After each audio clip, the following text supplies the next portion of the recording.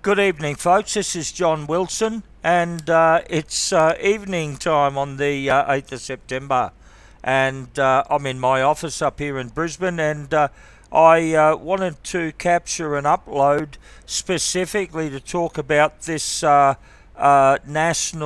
protest that's going on this weekend all over Australia. And in particular, I want to talk about the Sydney protest, if I may. Okay. Um, Look, the protest a couple of weeks ago on the 30th of August, I think it was, I went along to the Brisbane protest and spent some time meandering through the event and enjoying myself. And one of the things that struck me was just how organic that particular protest march was. It was a great event. Everyone seemed to enjoy themselves. There was good energy, good frequency, and all the people that I spoke to during that protest appreciated it. And I think one of the good things about that particular event is that there was no gatekeepers, mate. There was none of the normal gatekeepers that had to be contended with if you wanted to put any of these sorts of events together.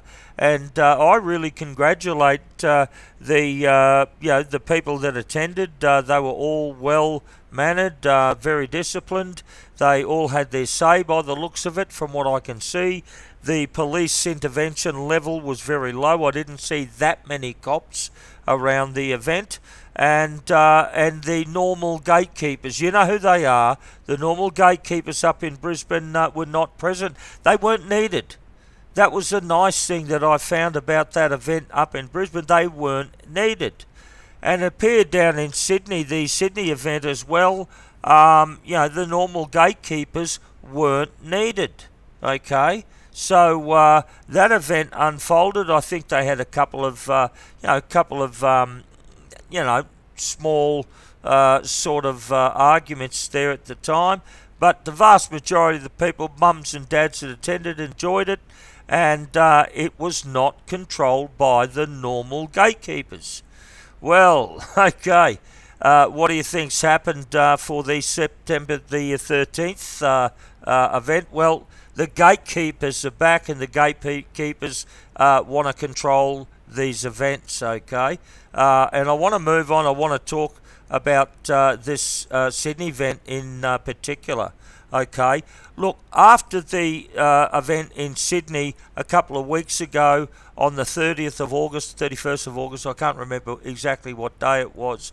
I've got a lot of union members out in Western Sydney that went to that event. I mean, you would have seen the big Freedom Union billboard truck that we supplied there. But the vast feedback that came to me is that there was no organisation on the ground. It was really, poorly organised on the ground. I mean, there was no water, no toilets, and sound system, stage, stuff like that, right? No food, no sausage sizzle, any of this sort of stuff that normally is part and parcels of protests and events like this was available on the ground.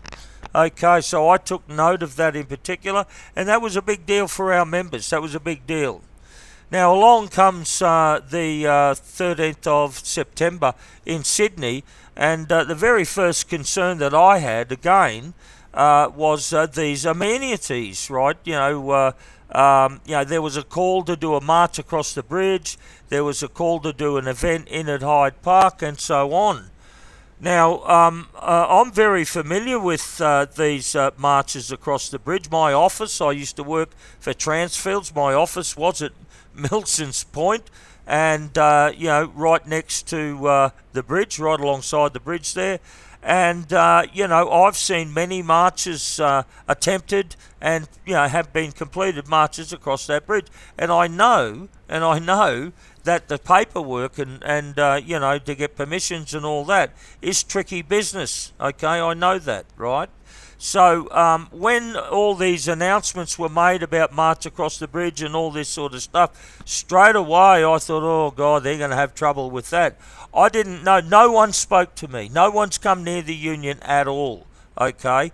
Now, I said, well, at the very least, the Freedom Union wants to make sure that the event in at Hyde Park is catered for. So, I made an application. I put in an application for a permit to hold an event at Hyde Park, and that was to protect the Freedom Union's members and more broadly the other protesters. The second thing I started to organise was a couple of pallet loads of water, some barbecues. I've got barbecues and sausage sizzles for 5,000 or more people, and also some toilets. Okay, we've got older members and other members there that may need the toilet. They're going to be there marching around the place and so on. So I put an application in on behalf of the Freedom Union to notify the police that there was an event on, and that we were going to be supplying amenities. Right, that's our primary purpose. Okay. Subsequently, I got a call back from the New South Wales police, the people that organised these permits and so on, and said, look, there is another permit that's in, right, and this is from the bridge walkers, right? And I said, okay, no worries, that doesn't worry us, right? It's both, they're all the same people. So I shrugged my shoulders and said, that's not of a concern to us. And, I said, we want to organise water and toilets and barbecue and so on, right? That's what we want to do. And so I was told that the signatory, the applicant, was a guy called Michael Sims. Now, I know who Michael Sims is. I've never met him. I've never spoken to him at all. But he was the signatory on the permit to do the bridge walk and the Hyde Park event. So I said, okay. I said, can we swap contact details with each other so I can talk to Michael and he can talk to me, and we can sort of make sure that things don't clash, right? And we could get on with it, right? Now, I subsequently find out, I don't know what the New South Wales Police are saying to me now, but they're now saying there's another woman who is the applicant and the permit holder for the bridge walk and the Hyde Park event. Now, I learned that she's been interviewed tonight on Carl Leibold's Voice of Freedom program, so I thought, look, I better watch this and find out who this person is and what's going on in her mind, I was I was pretty surprised. I mean, I don't know who this lady is, right, at all. I've never met her. I've had no introductions. I don't know what her experiences are. I don't think they're much. I don't think she has a lot of experience at all at doing this stuff. I mean, she, by her own admission, there was no Supreme Court ruling against her. I mean, she pulled the pin. She didn't argue it. She dropped it, okay? And she allegedly said that, it was above her pay grade. These are my words. Above her pay grade. She didn't have any help. And, she wasn't able to argue the case on her own. I mean, she sounded very experienced. Very, very inexperienced, okay? And so that worried me. It worried me that on the day, right, and this is what the police have told me. The police have told me we're going to have 100,000 Palestinians there. And so, I'm very worried that this our event, right, it's, we've got some experienced people there so that we can keep ourselves safe and, keep our event intact, okay? Now, she didn't give any confidence to me at all, that she knew what she was doing, okay? And I'm now questioning, I mean, what the hell has the New South Wales Freedom collective. Why is this woman being dumped? Everything being dumped on her alone, right? And she herself is saying she's looking for a team, right? And so on, but yet she's being thrown to the dogs by the sounds of it, right? And I'm worried about that. Because my polling tells me I've got around about 600 union members in Sydney that are going to go to this event. Okay, 600 Freedom Union members, not a lot, but they're my members and I'm supposed to be looking after them. Okay, so, I got grave concerns about the experience of this particular lady. I don't know her. I don't have any access to grind against her, but I'm worried that she doesn't know what she's doing. Now, the other thing I'm worried about, right, is that where is the money coming from to set up for this event, right? It costs money to set up these events, okay? To have stages built, to have sound systems, and to, put these things together, you need, tens of thousands of dollars, right? Now, the Freedom Union, we've got our own money here, right? We're using our own money. So for anyone out there that doesn't understand, this is what unions do. Unions do this sort of agitation work, and we bring along, the sausage sizzle, we bring along all of the water, we bring along the toilets, we bring along sound systems, right, in case things go pear-shaped. Okay, that's what we do. Now, the organiser, this particular lady, the organiser, and this is what the police have said to me this afternoon, that she doesn't want our help. She doesn't want us at the event. She, under no circumstances is she going to give John Wilson the microphone in any way, shape or form. He's not allowed to speak, and he can pack up and piss off. I mean, can you believe it? For someone who's crying out for teamwork, for someone who's crying out for unity, is she going to put a sausage sizzle on? Does she know how much that costs?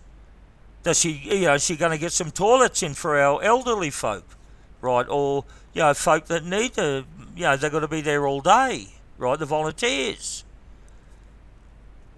Is any of this stuff going to be provided? Any water stations or any of this sort of stuff. Bottled water, I've got a couple of pallet loads. And this is pretty serious, folks. I've said to the police, look, if this person and this trope of people who are doing this event, if they're worried about us bringing along a big sound system that's bigger than theirs, right, and the Freedom Union's got access to all this, right, we've got access to all this equipment, right, then, I'll leave it behind. I won't bring it to the event, right? If that's freaking them out, right, then I'll leave it back. I'll bring the sausage sizzle, I'll bring the water, I'll bring the toilets, all that sort of stuff, right? So, but she doesn't want a bar of it, this woman. She does not want a bar of it. What's going on, folks? What's going on, folks? Now, when I start to have a look at who is paying for this, right, it looks like to me that you've got an organisation called Freedom Financial Services, right? You've got this organisation, Freedom Financial Services, right, that are paying for all of this, okay? And they're going to be heavily promoted. Our intel tells us that Freedom Financial Services are buying, T-shirts and high-vis shirts and stuff like that to promote themselves at the event, right? There was a lady, Cass, who is, tied up with Freedom Financial Services, and Cass is tied up with Ainsley Bullion. Okay, Ainsley Bullion, at one of their events, an Ainsley Bullion event, they had the Gold Coast Mayor, Tom Tate, as their special guest. And Tom Tate is a globalist. He's a globalist, and he's a real criminal down on the Gold Coast, I'll tell you. So, ladies and gentlemen, we've got some serious questions here. I mean, I can't get up and share the stage, not that I'm going to be allowed to by the looks of it, but I can't get up and share the stage, with people that haven't been vetted. And I can't, give my association, the Freedom Union, to this Freedom Financial Services when they haven't been checked out. So some serious questions here, folks. Serious questions. The police can't help us. They're saying that they don't want to talk. Look, the legal position is this, is that the Freedom Union's got every right to be at Hyde Park at our event with a permit. You know what I mean? We've got every right to be there. Okay?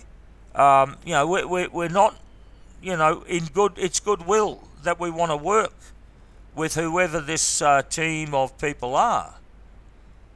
But if there's going to be scammers associated with it all, then we've got to forewarn our people. We've got to forewarn them, okay, we're here, we're providing all logistics, we're providing food, we're providing water, we're providing toilets, we're helping out where we can, but we are not going to be drawn into supporting some financial scamming rort. Okay? So it's a serious question, folks. What are the other, players in the freedom movement doing here? I mean, seriously, allowing this woman on her own. I don't know her, folks. I'm not casting aspersions. But on her own, carrying the responsibility of this event, right? And clearly she doesn't have the experience to do so.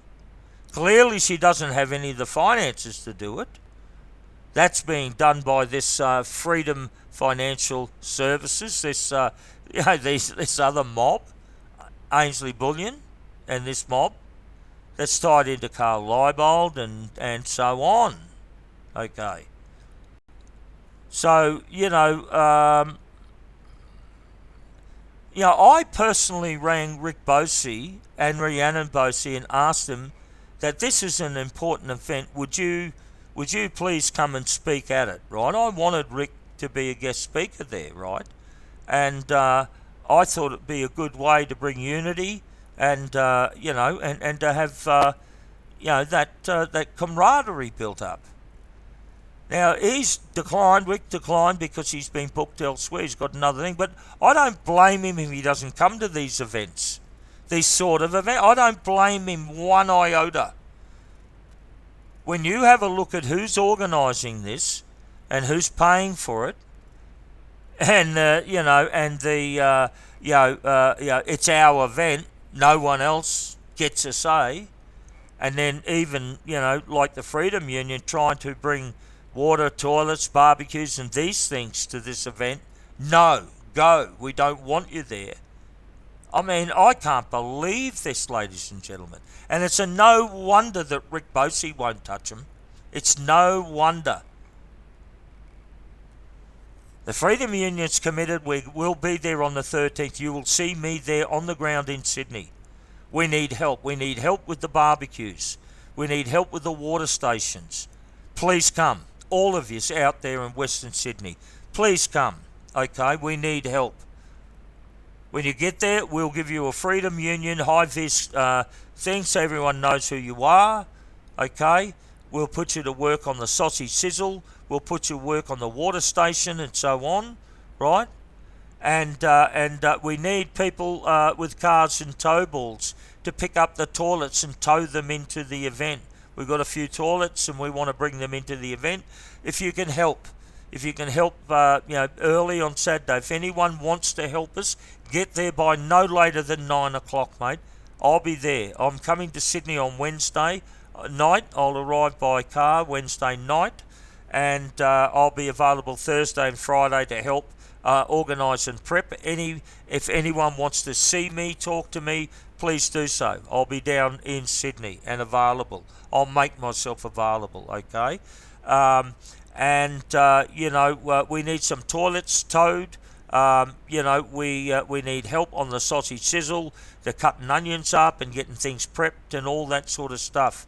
So if you're a Freedom Union member, or if my broadcast reaches you, please come down to Hyde Park, the northern end, Hyde Park, no later than 9 o'clock on Saturday the 13th, and wear an apron. Bring an apron, okay? Much appreciated. Look, folks, I'll keep yous up to speed with what's going on as this event draws near. We're still trying to reach some sort of accommodation with this particular woman, but she doesn't want to talk. She's telling the police she doesn't want to talk. The police have no problem. The police, I've said to the police, New South Wales, but that I don't necessarily get along with the police. I'm not the best person to talk to them. I said, listen. If they're going to freak out, about our sound system because it's a big one, I'll leave it. I'll leave it in our warehouse. We won't bring it along. And the police said to me, look, does that mean that you would attend this event, to do barbecues and water and toilets and things of that nature? And I said, yes, we would attend to provide those sorts of logistics, right? And allow these people, this woman, right, to run her own race with the microphone. Let her run her own race. The only real thing, apart from inexperience, you've got to understand, if there's 100,000 pro-Palestinian protesters in that park at the same time, ladies and gentlemen, and there could well be. And according to the Syrian girl, I was down in Sydney and spoke to her in person outside of the district court when I went down for the Aussie Cossack court case there. And she said that the Palestinian protest movement was owned by the Socialist Workers' Party, who are a feral nutcase group. Okay, now we are pro-Palestinian. The Freedom Union is pro-Palestinian. We are using war crimes against the Australian government because of Palestine. Okay, so we are not anti anything that they are doing, but we certainly aren't mixed up and don't want to be mixed up with anything the Socialist Workers' Party are doing, right? But if they start any issues, any violence or any skirmishes down there, our event is going to need people with experience. And I've done hundreds of these, ladies and gentlemen. And hostile ones. I'm old now, yes, I know, but I've got a lot of experience in handling these sorts of, coming together of, groups. I've done it before. Now, the other permit holder, again, we are a permit applicant, right? So we have our own permit here, right, that we have applied for. But the other lady, they've got nothing. They've got no experience here, none. By self-admission, she's in over her head. By her own self-admission, they've got this Freedom Financial Services paying for things. So, you know what I mean, folks? Okay. Look, I've laid out my concerns. We're going to be there. We're going to play a supportive role there, right? We're going to promote the union. Yes, we're going to promote the union. But we're not disruptors. We're not a counter-protest. Don't let anyone say this bullshit to you. It's bullshit, right? We are not. We are a trade union, and trade unions get involved in all of this stuff. That's what we are, okay? We want to work and tried to work with this particular woman, but she don't want a bar of it. You got to ask some serious questions here, folks. I'm telling you. I have nothing against this lady at all, but when you're putting in the money that this union's putting in to go in and support this event and get treated like we are, ooh man, something's crook and tell a rook. Good night, folks. You'll work it out. We'll work it out. Thank you.